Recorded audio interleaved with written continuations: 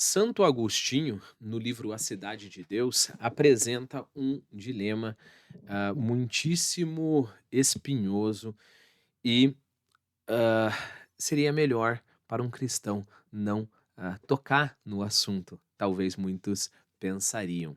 Mas, eu quero provar nesse vídeo que primeiro era uma situação real na época de Santo Agostinho e segundo, nós podemos tirar alguns aprendizados disso até hoje, que era a situação horrível das escravas cristãs.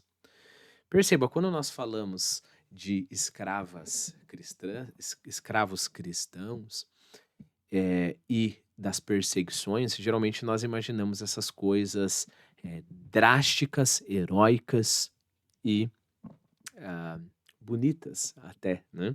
Então a pessoa morrendo na fogueira e cantando louvores, a pessoa sendo torturada e não negando a fé. Mas uma coisa muito menos glamurosa e talvez, eu tenho quase certeza que mais difícil do que isso, sim, mais difícil do que morrer, queimado numa fogueira sob determinado aspecto, era, por exemplo, imagine você esta cena, né, a mulher, ela é fiel ao seu marido, é fiel também ao seu Deus. A pureza do seu corpo, guarda a castidade como uma boa cristã, valoriza a castidade de forma, né, muito, eh, com muito esforço. Valoriza a castidade a ponto de não deixar que ninguém olhe, sei lá, o tornozelo dela, se cobrir sempre com um véu ou coisas assim, né? Tô imaginando algumas coisas. E de repente, a cidade em que ela está é atacada por inimigos. O marido dela é morto e ela se torna uma escrava cristã. Agora não vamos ser ingênuos, né? Se você tem uma escrava e essa escrava é bela, o que que você faz com essa escrava? E você é um brutamontes, eh, guiado pelo instinto de batalha, instinto animal. É claro que você vai querer aproveitar do corpo da sua escrava. E então imagine esta situação. E neste aspecto eu digo que essas escravas estavam passando por situações mais difíceis que um mártir, porque o mártir ele tá ali, tudo bem, vai vir um leão, o leão vai comer o cara, vai destroçar os ossos dele, mas assim, você espera ali 50 minutos, 10 minutos, 5 minutos, em alguns casos tudo bem, algumas horas, em alguns casos, muitíssimo pouquíssimos, alguns dias. Agora você imagina, e fora que todo mundo olhando aquilo ali, né, olhando aquele espetáculo, primeiro, você tem certeza absoluta, essa é a certeza que a igreja dava aos seus filhos, que quem morre mártir vai para o céu. Simples assim, se você é um mártir, você é um santo, né. Porque por mais que você seja todo cheio de defeitos, o fato de você morrer mártir significa que o teu amor por Deus é maior do que todos os seus defeitos. Então, primeiro tem isso, segundo acaba rápido. Agora a mulher, o senhor dela vai se aproveitar do corpo dela semana após semana, talvez meses após meses. Hum. E aí, o que que faz?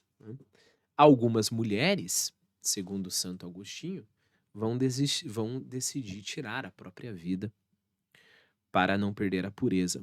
E Santo Agostinho diz que isso é uma estupidez, né. Não há nada que justifique uma pessoa tirar a própria vida. Repare, uma coisa é falar: "Olha, se você não negar ao seu Deus, eu vou tirar a sua vida". Eu não nego o meu Deus, é você que está tirando a minha vida. Outra coisa é você tirar a própria vida, sendo que você teria a opção de continuar vivendo. E Santo Agostinho diz que isso é uma estupidez. Só que aí os problemas começam a ficar, começa a gerar um problema muito, interessante. Repare, uma mulher, novamente, não vamos ter, pudores românticos aqui em relação à realidade do homem, né. Uma mulher, ela é violentada no primeiro dia, depois no segundo dia, depois dali uma semana, depois toda semana, e isso são anos passando, né. O ser humano se acostuma com tudo. Então, vai chegar um momento que aquilo vai virar como um trabalho da casa, né. Claro, guardada devidas proporções, a mulher vai sofrer profundamente em todas elas, mas é aquilo ali. E aí, com medo desta impureza, afinal de contas, imagine esta cena, né? A mulher, ela se uma das virtudes mais importantes do cristão é a resignação. A resignação tem essa realidade aqui, eu vou aceitar. Eu vou aceitar essa realidade porque eu não tenho como mudar. Agora, olha o problema que nós estamos entrando aqui. Olha que problemão. Eu sou uma mulher, sou violentada de quando em quando pelo meu senhor. Faço de tudo para impedir, não consigo. E sei que sempre ele vai me vencer na força. Então eu tenho que me resignar. Só que qual é o momento em que começa a minha culpa? Percebe? E pior ainda, e parece que é um assunto espinhoso demais para um santo tratar, mas Santo Agostinho é genial em tratar disso. E se a mulher sente determinado prazer? Imagine essa situação, não sejamos ingênuos, né? Não vamos ser que nem muitos dos modernos que acham que o estupro de uma menina em um parque, uma menina indo para a escola de 12 anos, é a mesma coisa que o estupro de uma mulher que está bêbada em uma balada. Não vamos ser ingênuos, não vamos ser estúpidos.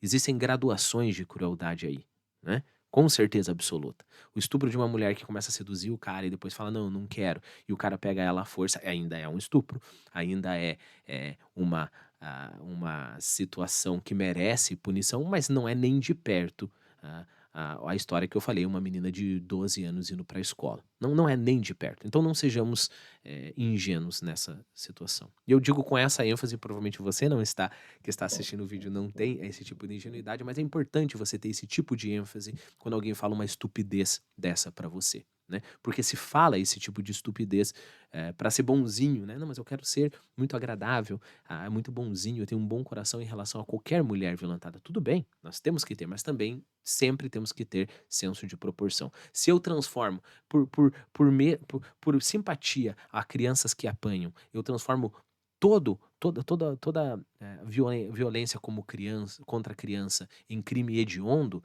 qual que vai ser a diferença entre a torturar uma criança e só bater numa criança fortemente, percebe? Então tem que ter graduação na coisa. Então, voltemos. Não sejamos ingênuos, né? O que pode perfeitamente acontecer. Imagine esse tipo de senhor. O cara violenta a mulher, depois trata ela com respeito, não bate nela, etc. E ele violenta outro dia. Se ela não resiste, ele não bate nela. Você teria coragem de dizer que não é uma situação possível? Que nunca aconteceu no mundo? A situação em que há ali uma primeira resignação e depois um certo conforto e depois um certo prazer. E aí? Aqui está o problema. E aí? O que a gente faz com isso? Vamos condenar a mulher, né? Essa mulher vai parar no fogo do inferno.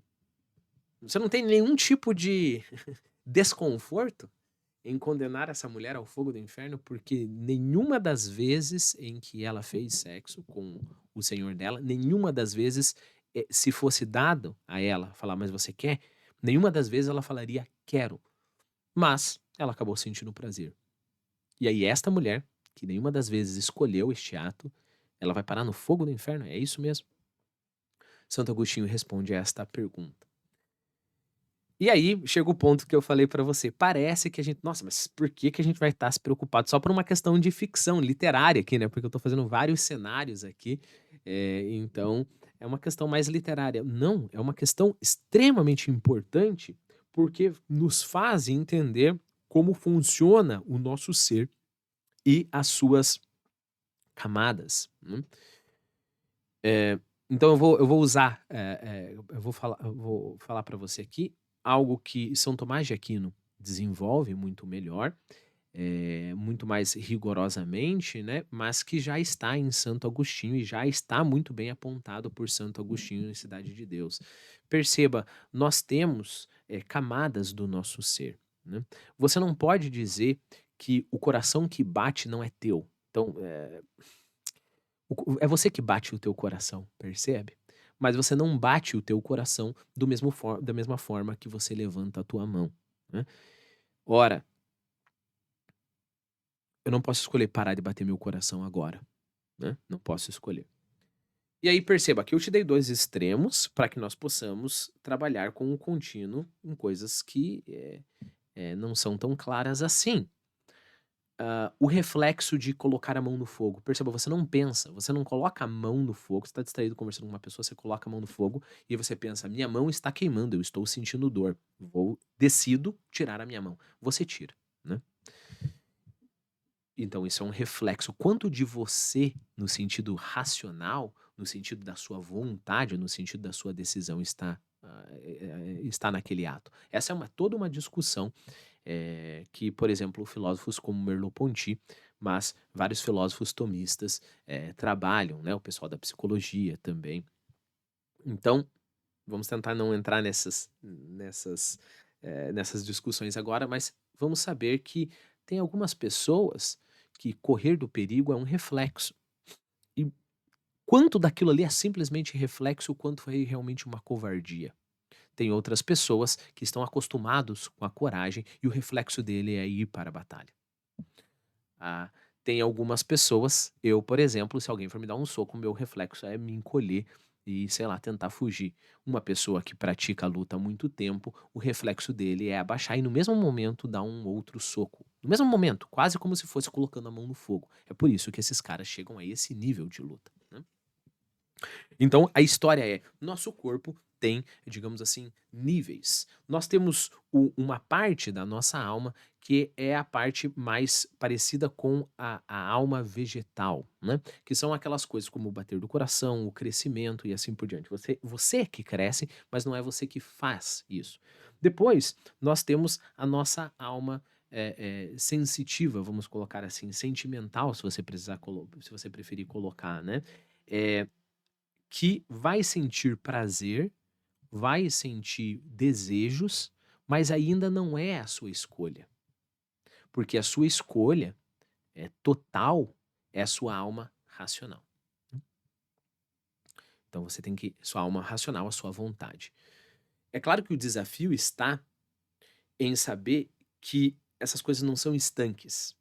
Tanto é que o lutador de MMA, ele consegue se condicionar, ele consegue, através da vontade dele, fazer com que o corpo dele tenha o primeiro instinto, que é o instinto de coragem. Um guerreiro faz isso, né? Então, não sei se a gente conseguiria treinar a ponto de fazer o coração parar de bater, mas percebe os limites entre uma camada e outra do seu ser. Eu estou simplificando muitíssimo aqui todos os termos, porque eu não quero entrar em vocabulário tomista, esse tipo de coisa, senão o vídeo ficaria muitíssimo longo. Mas vamos saber que essas coisas elas podem ser treinadas, né? Ora, com esta ferramenta em mão, nós conseguimos resolver o problema da escrava. E Santo Agostinho resolve, que é o seguinte: a virtude tem a sua base na alma intelectiva, ou seja, naquilo que decide, naquilo que pensa e naquilo que é o centro da razão. Simplificando novamente, né? Ou seja, eu decido pecar, eu decido buscar um prazer ilícito, né? Agora olha que legal, se eu resolvo esse problema, eu não resolvi só a vida da escrava, quer dizer, não resolvi a vida da escrava, porque, eu não consigo imaginar uma vida pior, em que todo o tempo você tem que, guardar você mesmo. Imagine se você sente o prazer, hã.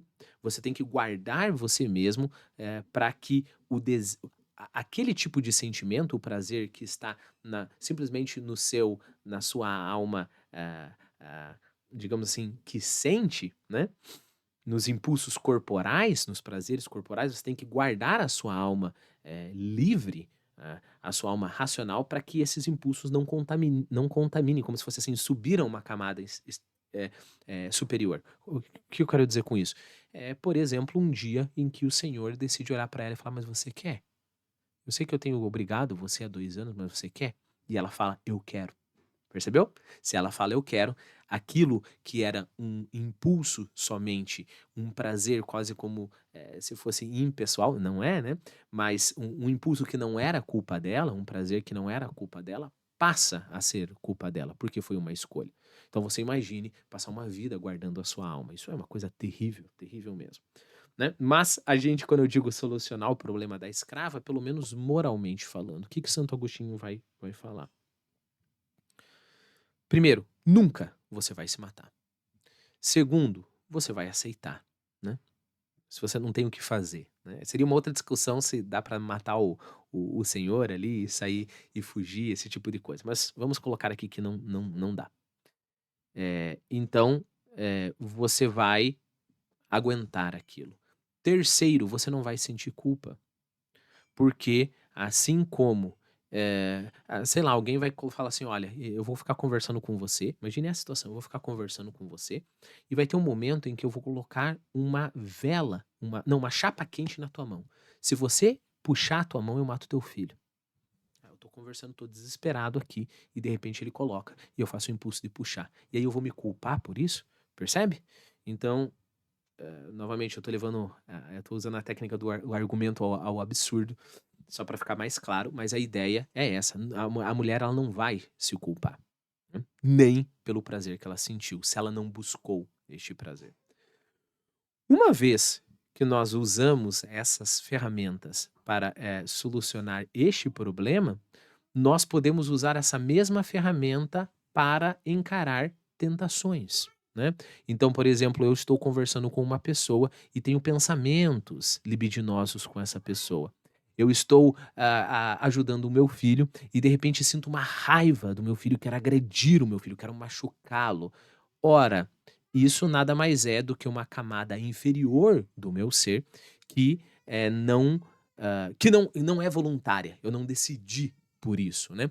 Por isso, eu não tenho culpa. Não significa que eu não tenho que praticar a ponto de domar as camadas inferiores do meu ser, né. É claro que eu tenho que praticar, mas, ah, não envolve a culpa, né. Bom, é claro que essa discussão se desdobra em várias direções. Se você gostou deste vídeo, dê o like, me ajude, do modo que você puder me ajudar, compartilhando o vídeo, indicando o canal, tô deixando também o número do meu Pix aqui. Isso eu posso te dizer que interfere diretamente neste trabalho que eu faço aqui, né. Então eu conseguindo crescer o canal, eu consigo mais tempo para me dedicar ao canal, me dedicando mais tempo, eu consigo desenvolver esses assuntos tão interessantes, pelo menos na minha opinião.